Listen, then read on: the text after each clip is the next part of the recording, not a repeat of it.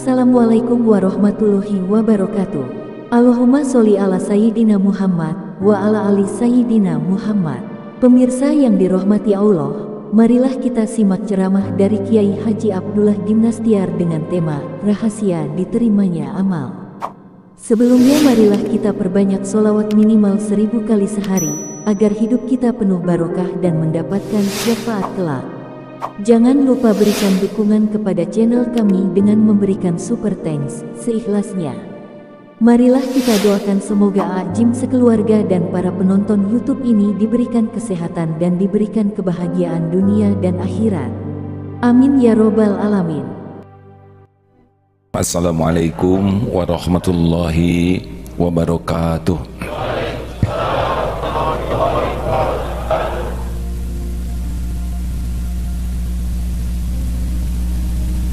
Sudah, saya kira kalau sudah waktunya mencari ilmu, kesibukan memotretnya ditunda ya. Merekam boleh, tapi memotret kalah hukumnya dibanding mencari ilmu. Alhamdulillahirabbil alamin. Alladzi khalaqal mauta wal hayata liyabluwakum ayyukum ahsanu amala wa huwal azizul ghafur. Allahumma shalli ala sayyidina Muhammad wa ala alihi wa ashabihi ajma'in. Ya Allah ya Sami ya Bashir, Allahumma aftah lana hikmataka wansur alaina rahmataka ya dzal jalali wal ikram. Ya Allah, bukakan hikmah dari setiap kejadian, setiap ilmu. Jadikan majelis ini majelis yang Kau ridhoi. Bukakan hati kami sehingga menjadi hati yang yakin padamu ya Allah, yakin dengan segala janjimu, yakin dengan segala jaminanmu ya Allah. Cabut segala keraguan di hati kami. Allahumma inna nas'aluka imanan kamilan wa yaqinan sadiqan wa qalban khashian. Taqabbal minna ya arhamar rahimin. Amin ya rabbal alamin. Baik, nomor 142. Bismillahirrahmanirrahim. Laula jamilu sitratihi lam yakun amalun ahlan lil qabuli. Andai kata tidak ada kebaikan tutup dari Allah, niscaya tidak ada amal yang layak untuk diterima. Jadi, kalau tidak ditutupi oleh Allah, amal-amal kita tuh tidak ada yang diterima. Syaratnya diterima amal itu dua. Satu, niatnya benar, lillahi ta'ala. Yang kedua, caranya benar. Tapi fokus kita lebih sering kepada cara, bukan kepada niat. Contohnya sholat asar barusan.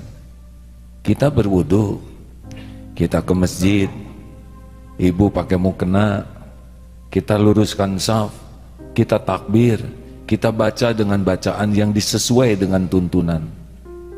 Tapi ada satu yang sering tidak terjaga kehusuannya, benar? Karena amal itu ada dua jenis. Ada amal yang sah dan ada amal yang diterima. Sah sholat kita barusan, tapi apakah yakin diterima? Belum tentu. Tapi kita seringnya merasa puas dengan sudah sholat, sudah. Padahal bukan sholatnya yang sangat penting, diterima sholatnya oleh Allah. Tapi orang-orang menganggap kita orang baik. Oh, itu rajin ke masjid. Oh, ibu itu pakai jilbab. Oh, itu ibu rajin ngaji. Oh, ibu itu saumnya Senin Kemis. Padahal belum tentu amalnya diterima oleh Allah. Ada yang lebih parah lagi. Kita belum tentu diterima amal, tapi jadi sombong. Menghina orang yang tidak beramal. Menghina, meremehkan orang yang belum beramal. Padahal amal kita saja belum tentu diterima. Jadi hati-hati hadirin, sibuknya beramal itu belum tentu disukai Allah. Begini ya, kita sudah pernah jelaskan mengapa banyak orang yang belajar ilmu agama tapi perilakunya belum sesuai dengan ilmunya. Saya boleh minta tolong ke ikhwan, kepada semua ikhwan bergeser dua geseran ke depan, boleh? Semua lelaki ya, boleh? Tolong, karena saya kira yang belakang itu terlalu rapat. Boleh maju? Saya mohon maaf ya, hati saya kurang nyaman melihatnya. Bapak itu istrinya Pak? Yang dia, bukan. Nah, geserlah, ya. Maaf. Ibu lihat bukan suami ibu ya? Bukan ya. Ya supaya lebih terjaga ya. Jadi ada orang yang belajar ilmu agama ke majelis taklim, mesantren, kuliah di sekolah di madrasah, bahkan kuliahnya kuliah Islam, tapi mengapa perilakunya kok tidak sebanding dengan ilmunya? Masih ingat penyebabnya? Satu, karena niatnya. Kalau niat salah, maka walaupun ilmu melimpah, tidak akan berkah. Di Darut Tauhid ini banyak nih, santri ribuan, belum tentu semuanya bisa dekat dengan Allah, karena tidak semua santri ingin dekat dengan Allah. Sama keluhan suami juga, ibu ini banyak sekali tamu nih, majelis taklim. Mengapa suami ada yang mengeluh? Istri saya itu, kata seorang suami, rajin sekali pengajian, seperti makan obat, sehari 3 kali. Nyata sekali perubahannya, tapi hanya pada seragam. Kelakuannya nyaris tidak signifikan perubahannya.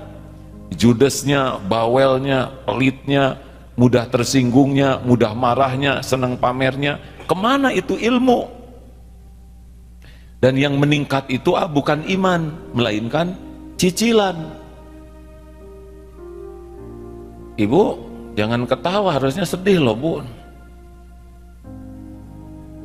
Sama lelaki juga. Kenapa?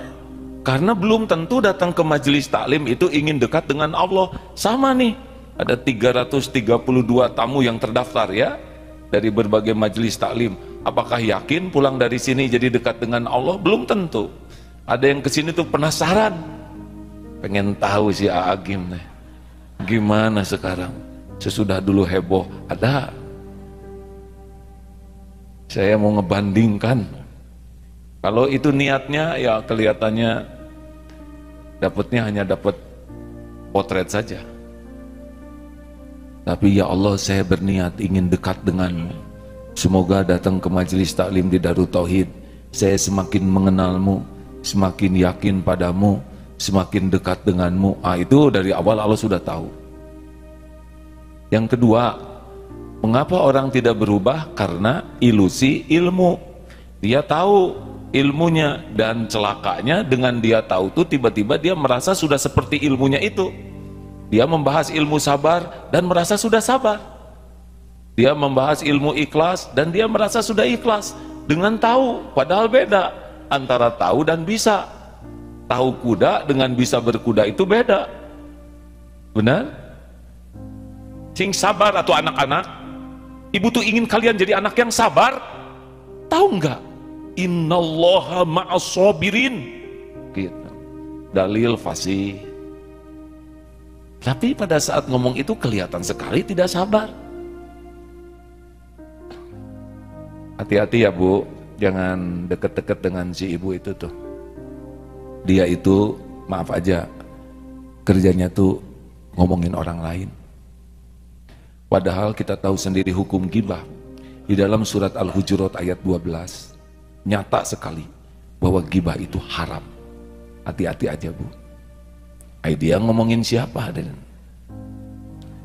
Jangan suka suudon seperti orang itu tuh. Dia kerjanya buruk sangka, padahal dia yang lagi buruk sangka. Begitulah jebakan ilmu. Tidak jarang orang berdebat membahas ilmu agama, tapi ya begitulah, ilmu hanya jadi bahan perdebatan. Belum tentu diterima amalnya yang berdebat itu. Yang ketiga adalah orang belajar agama tapi jadi sibuknya hanya sibuk amalan lahiriah. Ngaji, baca Quran, tiap mau tidur ngaji, malam tahajud, sholat, umroh.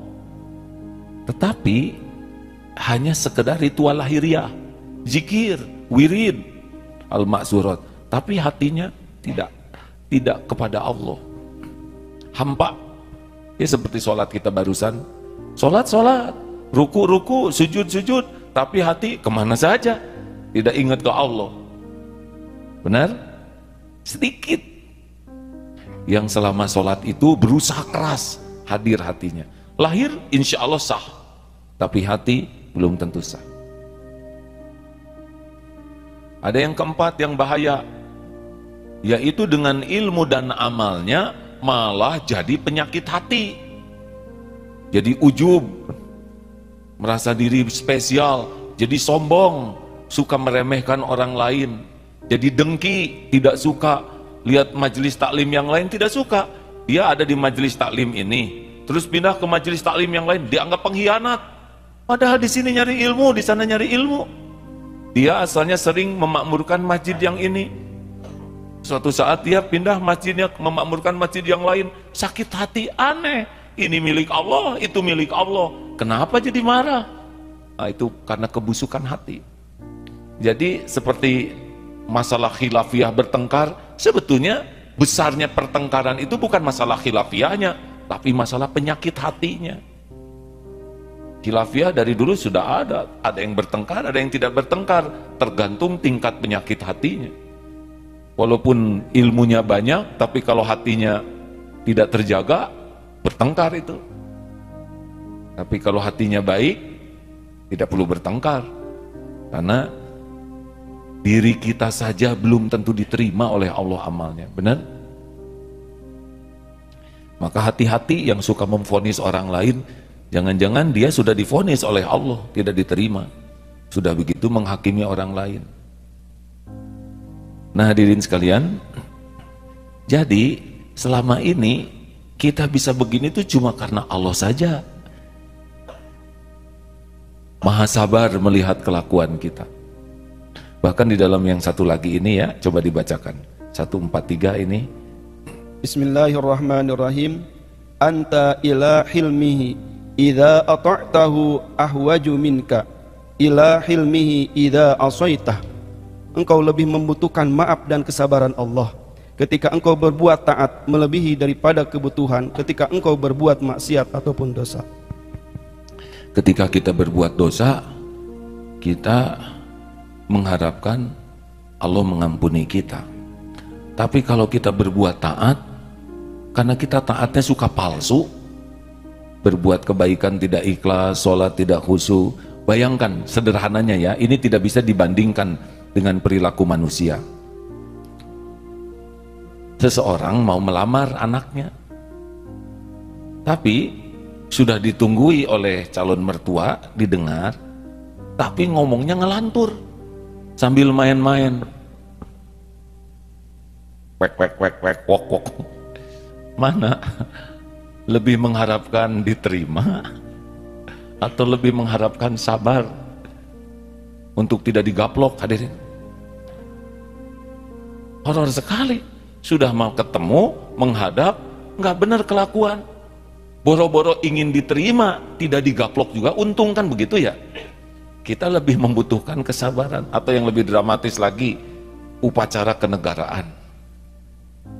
Sedang upacara bendera, ini ngarang ya, negaranya ngarang, yang melakukannya ngarang, inspektur upacara sedang perhatikan. Nah, komandan upacara itu ngaco, pakai pedang. Laporannya juga lapor sesukanya, yang dilaporkannya error. Lebih membutuhkan naik pangkat atau lebih membutuhkan tidak dipecat? Nah sebetulnya begitulah. Kita ini sholat seperti barusan, lebih memerlukan kesabaran Allah melihat kita sholat yang ngaco. Sebab sudah menghadap ke Allah tapi pikiran kemana-mana, dan Allah tahu.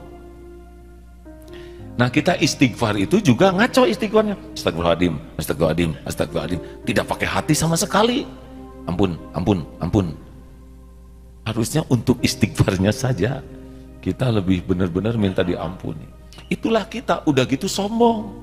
Sok soleh, sok pinter, sok baik, sok mulia, meremehkan orang lain. Padahal kita juga tidak dijatuhi kemurkaan Allah saja sudah untung. Makanya bagi orang-orang yang tahu persis Allah Maha tahu isi hati, pikiran, tidak beranilah mudah menghakimi orang lain, karena kita juga belum tentu selamat. Benar? Jelas nih ibu-ibu, jangan menghakimi, itu seragamnya belang ya, belang-belang, siapa tahu hatinya bersih.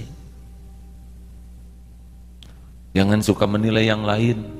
Kita tidak tahu derajat seseorang di sisi Allah, karena cara Allah menilai hambanya beda dengan cara kita.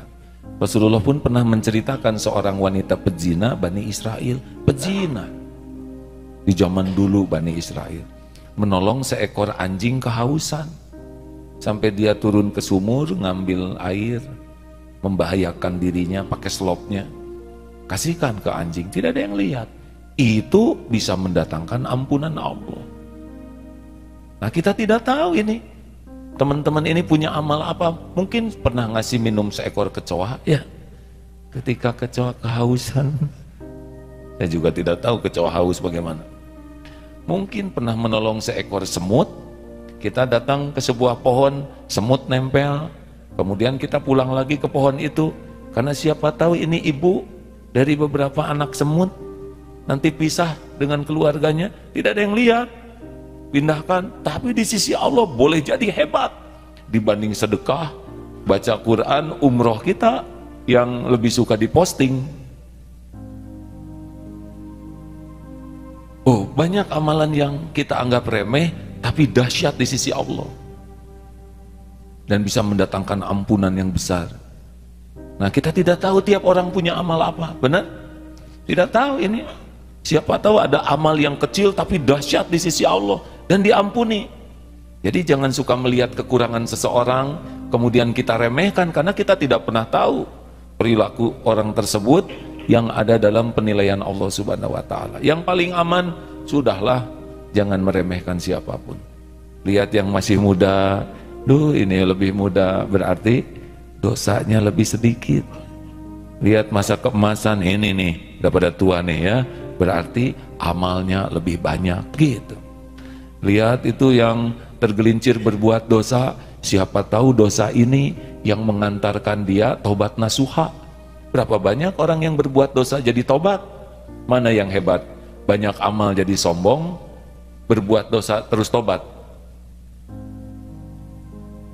Dijawabnya sing pakai hati ya, memang tobat gitu ya. Tapi saya harus berbaik sangka ya, bahwa itu saking semangat ya Bu ya. Mana Bu? Mana yang bagus? Berbuat taat kemudian tawadu, atau berbuat dosa kemudian ngamuk? Mesti tobat lagi, itu mah yang tadi Bu. Jadi Bapak Ibu yang baik, seharusnya kita yakin bahwa kita ini dihargai orang lain bukan karena amalan kita. Karena Allah saja menutupi jeleknya amal kita, Allah juga menutupi dosa dan maksiat kita, Allah juga menutupi aib-aib kita dan kekurangan kita. Kalau dibuka aib kita, bubar ini majelis ini. Bapak Ibu tahu tidak kenapa mau datang jauh-jauh dari Bekasi, dari Bogor, Banyuresmi? Tahu saudara kenapa pada kesini? Tahu tidak? Jawab, Bu. Tahu nggak kenapa Ibu kesini? Tahu? Apa? Pengen ketemu AA. Ibu tahu kenapa mau ketemu AA Gim? Sok ribut, Ibu pengen ketemu AA Gim karena AA Gimnya ditutupi oleh Allah dosa-dosanya, aib-aibnya dan kekurangannya itu. Jadi pengen ketemu. Kalau saya dibuka oleh Allah, bubar seketika. Oh lo gening kio si AA Gim. Makanya jangan merasa diri terhormat kalau kita dihormati orang lain, karena sebetulnya yang dihormati itu adalah tutup dari Allah Subhanahu wa taala. Sebetulnya ada 3 tutup yang membuat kita dihargai orang. 1, tahu tutup pertama apa? Kulit. Ini tutup ini membuat kita dideketin orang. Coba hidung aja nggak ada kulitnya segini, ada horor, benar? Atau kelopak mata nggak ada kulitnya, pleng bulat begitu, manis ada ya, bisa tidak nyaman dilihat, betul? Satu, Allah ngasih penutup berupa kulit. Yang kedua, Allah menutupi orang lain tidak tahu pikiran kita. Waduh, kalau tahu pikiran bisa berantem di sini. Ada kan tidak tahu yang belakang mikir apa. Kita kotombean, bau, kita tidak tahu. Lah saya tidak tahu pikiran jamaah, kalau tahu saya bisa rada emosi, ya kan? Iya kan? Setiap di antara kita kalau lihat sesuatu otak langsung mikir dan bisa menilai itu. Oh iya geuleuh ya. Tuh mandi orangnya teh. Bauna bau bangke 7 turunan. Untung kita nggak tahu pikiran dia. Yang ketiga, Allah menutupi dosa, aib, kejelekan, kekurangan kita. Terima kasih. Ayo kita akan tukar pikiran. Oh ini selanjutnya ya. Nah tutup, kita suka minta ke Allah, ya Allah tutupi dosa dan aib saya. Mana yang penting? Ditutupi dosa dan aib atau dihapuskan oleh Allah? Jawab. Nah kita tuh lebih ingin orang lain gak tahu aib kita. Kenapa? Karena kita memang masih suka berkedudukan di sisi makhluk. Nah, sebetulnya yang penting bagi kita bukan ditutupi aib di depan orang. Yang penting bagi kita tuh dihapuskan aib dan dosa. Nah, kita sering berusaha agar orang lain tidak tahu. Ya tidak apa-apa, normal. Tapi Allah juga udah tahu kalau kita dibuka bisa gempar. Benar? Makanya sudahlah, mulai sekarang jangan petantang-petenteng. Jangan merasa hebat, jangan merasa penting. Jangan merasa mulia dengan gelar, pangkat, jabatan, popularitas, pujian. Nah, sudahlah. Jangan merasa, saya jagoan, saya terampil. Nggak ada yang jagoan, nggak ada yang jagoan. Tapi dia jago sekali bela diri. Ya, karena Allah aja nggak bikin mencret, ya kan. Walaupun jago bela diri, diare, pasti di toilet yang repot begitu. Betul? Tapi ini daya ingatnya kuat, belum dikasih pikun aja. Kasih saja oleh Allah kulit pisang, keinjak, kepleset, beledug, otak bagian belakang bisa hilang itu ingatan. Mudah sekali bagi Allah. Sangat mudah. Tapi dia nilainya bagus ya, karena Allah ngasih otak. Allah yang ngebangunkan, Allah yang nguatkan dia belajar. Dan mudah bagi Allah ngambil segalanya. Tidak ada jagoan, tidak ada hebat, yang ada tuh cuma satu. Pertolongan Allah itu aja. Maka jangan petantang-petenteng karena mudah sekali. Terima kasih. Ada pertanyaan silakan. Ada yang musyahadat saya dengar? Mana? Ini di absen dulu tamu. Majelis Taklim Ali Harun Cianjur. Assalamualaikum gitu Bu.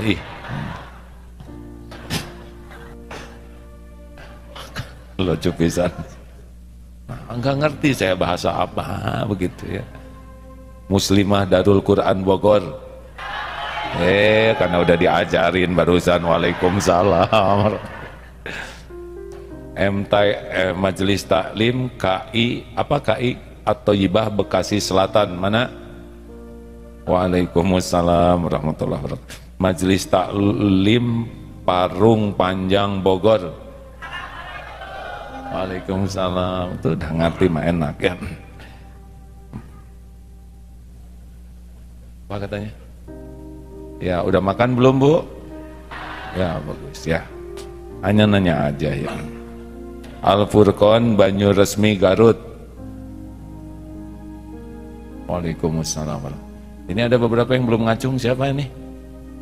Bapak dari mana? Dari Medan. Majelis Taklim Ibu-Ibu Medan. Cuma Bapak sendiri yang ngacung Pak ya? Oh ada keluarga Medan. Mana keluarga Medan?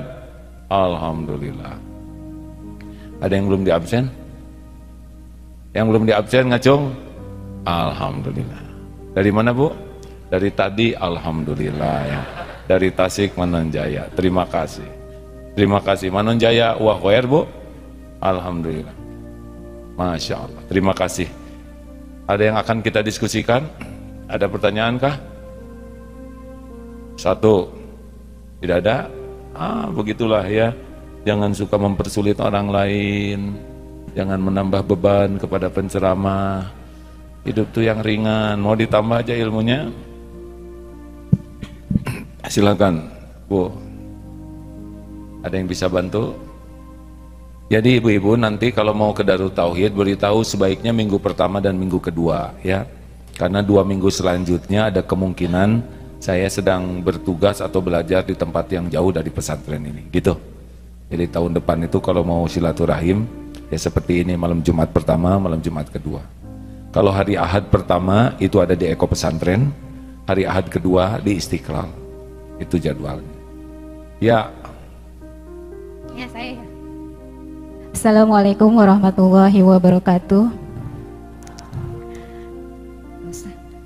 Saya mau bertanya, bagaimanakah caranya untuk mendapatkan ilmu yang sabar seperti AA? Ya. Diam, yang lain jangan banyak komentar, jawab enggak, ngerti enggak, kalau gogorowokan. Ibu teh nanya apa? Kan? Bagaimana caranya mendapatkan ilmu yang sabar seperti AA? Apa pelan nyebut seperti A-nya? Saya mah belum sabar, Bu, baru ingin sabar dan berusaha sabar. Apa itu sabar? Sabar itu menahan diri, mengendalikan diri agar pikiran, lisan, sikap dan hati kita tetap ada di jalan yang Allah sukai. Itu sabar. Sabar itu ada 3 tempatnya. 1, ketika taat harus sabar. 2, ketika menjauhi maksiat harus sabar. Yang ketiga, ketika menghadapi musibah. Ini tes ini sering ditanyakan ke tamu yang datang. Bu, Ibu, nanti bulan Ramadan silama ya, mau ikut taraweh? Mau taraweh tidak? Enaknya yang 11 rakaat atau 23 rakaat? 11. Imamnya yang bacaannya panjang atau yang ringkes-ringkes saja, jujur? Ringkes ya. Bayangkan Ramadannya belum, ya enggak? Ibadahnya belum, sabarnya sudah hilang dari sekarang ada. Bu, Ibu, banyakan mana? Baca Quran atau baca WA? Khusyuan mana? Ibu teh sholat atau dandan? Tuh gitu. Nggak ada yang cocok dengan amalan ahli sorga, aden. Mohon jujur, Bu, Ibu teh saya. Jujur ku jujur nama Ibu teh. Ngan lepat. Harus diubah eta teh, Bu. Cik, jujur ya. Kalau punya uang 120.000 2 lembar, yang mana yang dimasukin kotak infak? 20, jujur saya ya. Kalau sekarang ditambah uangnya jadi 125.000 3 lembar, yang mana yang dimasukin kotak infak? 5.000 ya, nambah uang nambah sedikit ya. Tambah lagi jadi 127.000 4 lembar tah. 2.000 tuh, ini bangga Ibu mah. Itulah sebabnya majelis taklim teh ya, hanya banyak perubahan seragam. Suudon. Bapak pakai nyebut seragam. Baik, jadi sabar itu tidak serta-merta jadi, karena itu harus dilatih. Nah, kalau orang punya niat berlatih dengan orang tidak punya niat berlatih beda. Orang yang tidak punya niat cenderung tidak sabar. Tapi yang sudah niat saya ingin jadi ahli sabar, maka dia akan lebih mudah sabar. Karena ketika ada yang menjengkelkan, itu dijadikan latihan bagi dia. Sing sabar, hadirin. Karena orang sabar itu pasti sukses. Innallaha ma'as-sabirin. Allah itu bersama orang sabar. Innallaha yuhibbus sabirin. Allah itu mencintai orang sabar. Wasta'inu bisabri wassalah. Pertolongan Allah itu gerbangnya sabar dulu, baru sholat. Sabar, tahan diri. Nah gitu Bu, dilatih ya. Kalau sudah nyiapkan makanan untuk suami, ditata, disiapkan dengan baik. Pak, makan dulu. Terus kata suami, maaf Bu, saya harus pergi sekarang, lain kali aja, punten. Pergi aja suami. Bagaimana perasaan ibu? Ambek terus Sebel lalu kesel lalu marah kemudian. Nah seperti itulah orang-orang yang kurang ikhlas, kurang sabar ya. Ujungnya pasti kurang bahagia. Bu, kalau suami tidak makan makanan yang ibu siapkan, berarti bukan rezeki suami. Dimakan aja oleh ibu ya. Tibatan kehel itu lebih sabar. Baik, ada pertanyaan terakhir? Ini bapak paling rajin nanya. Bolehlah. Nah lah itu kurang ridho ya. Assalamualaikum warahmatullahi wabarakatuh. Mohon bertanya, di suatu tempat ada yang membuat sumur. Itu waktu membuat sumurnya dicampur air jam-jam. Saat ini air itu sangat diagung-agungkan. Bagaimana menurut itu, musyrik tidak? Terima kasih. Membuat sumur dikasih air jam-jam. Terus sekarang sumur itu dianggap keramat. Airnya itu? Airnya. Air jam-jam itu yang asli itu sumurnya ada di Mekah, di Baitullah. Kalau itu berarti air sumur yang pernah dikasih air jam-jam. Ya sudah begitu. Tidak ada kelebihannya kecuali pernah dimasukin air jam-jam. Dan kalau sudah diambil berarti sudah habis air jam-jamnya ya. Kalau itu diagung-agungkan saya kira tidak tepat ya. Terima kasih ya. Itu ya. Waduh saya serius. Iya Pak, nggak perlu diagung-agung. Bahaya kalau gitu ya. Boleh dikasih amalan lainnya? Mau dikasih amalan? Yang paling aman dalam hidup ini adalah tidak banyak bicara. Loh, banyak bicara. Saya ceramah hadirin. Kalau saya duduk di sini diam terus, bisa jadi masalah. Yang penting bicara itu hanya dua pilihannya. Falyaqul khairan aw liyasmut. Apa Bu? Manfaat mulut, Allah menciptakan mulut ini untuk apa Bu? Bukan untuk bicara, untuk bicara yang baik. Pilihannya dua, baik bicaranya atau diam.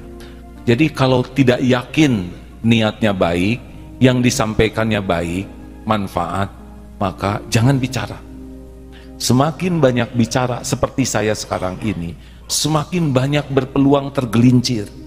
Tergelincir hati, tergelincir kata-kata, tergelincir niat.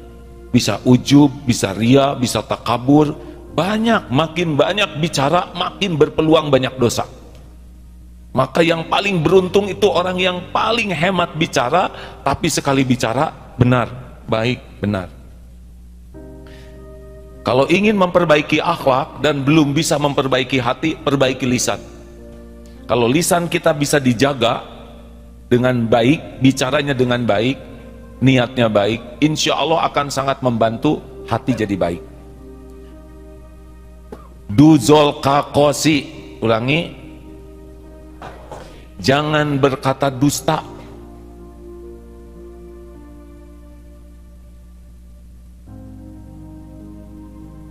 Kreatif pisan tamu teh. Sebetulnya saya tidak nyuruh diikutin terus, Bu. Jangan berkata bohong. Ingat ya, sekali berbohong kita pasti akan membuat bohong lainnya. Karena setiap bohong harus dilindungi, dan biasanya bohong yang kedua ini juga harus dilindungi oleh bohong lainnya. Akibatnya waktu kita ini akan lebih sibuk untuk berbohong. Jadi tidak akan produktif, tidak bisa mengurus keluarga dengan benar, tidak bisa bekerja dengan baik. Orang-orang yang tidak jujur, dia sangat takut ketahuan ketidakjujurannya dan pasti akan membuat bohong lainnya. Ada bohong yang dibolehkan dalam Islam, tapi prinsipnya bukan bohong menyembunyikan dosa. Misal bohong untuk mendamaikan. Ketemu dengan ini kakak beradik kurang akur. Kak, sebetulnya adik itu selalu mendoakan loh. Selalu berdoa untuk kakak. Kan disebut Allahumma ighfir lil mu'minin mu'minat, itu kan mu'minin. Oh benar ya, bilang ke adik. Jadi dua-duanya berbaik sangka. Nah, ini adalah bohong yang tidak menyembunyikan kebaikan tapi diperhalus. Atau misalkan dalam rumah tangga itu boleh, misalkan istri makanannya kurang enak, Pak gimana masakannya, lezat kan? Lezat misalkan. Atau saya belum punya contoh lain, ibu membelikan kopiah untuk suami tapi kopiahnya tuh belang dan banyak rumbe-rumbenya, di sininya ada potnya, aduh gimana Pak? Luar biasa Bu, ini kopiah sangat istimewa, saya akan simpan supaya awet. Atau suami memberikan mukena ke ibu, terinspirasi mukenanya tuh garis hitam, garis-garis gitu, putih hitam, seperti pakaian tahanan. Bu, ini saya belum pernah lihat ada mukena variasi. Masya Allah Pak, ini mukena berkesan. Saya akan simpan di lemari supaya awet. Makan boleh, bohong sedikit boleh, tapi bukan menyembunyikan kejahatan. Atau bohong kepada penguasa yang zolim boleh, karena kalau kita jujur kezolimannya akan bertambah-tambah, itu mah namanya siasat. Tapi selebihnya jangan bohong. Yang kedua, jangan zolim, jangan menyakiti orang. Surat Al-Hujurat 11-12, jangan mengejek, mengolok-olok, jangan saling mencela, jangan memanggil dengan gelaran yang buruk, jangan berburuk sangka. Ayat 12, jangan mencari-cari aib, kekurangan, kesalahan, dan jangan bergibah menceritakan keburukan orang di belakang yang kalau orangnya tahu sakit hati. Stop. Jangan suka nanya berat badan, ibu berapa kintal. Nah kintal itu ya akan ingat ke karung ya. Tidak boleh ngomong yang membuat orang jadi teraniaya.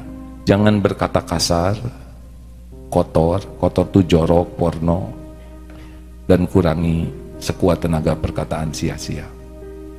Makin sedikit bicara, makin aman, kecuali kalau kita yakin benar. Mau ditambah amalan lainnya, yang dipersedikit bicara, yang diperbanyak itu tobat.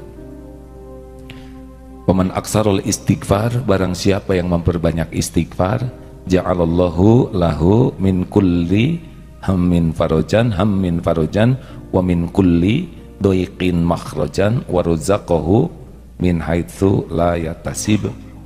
Barang siapa yang memperbanyak istighfar, Allah lapangkan dari sempitnya hati, gelisah, tertekan, nelangsa, luka, perih, pokoknya sesuatu hati ini yang tidak nyaman diambil oleh Allah.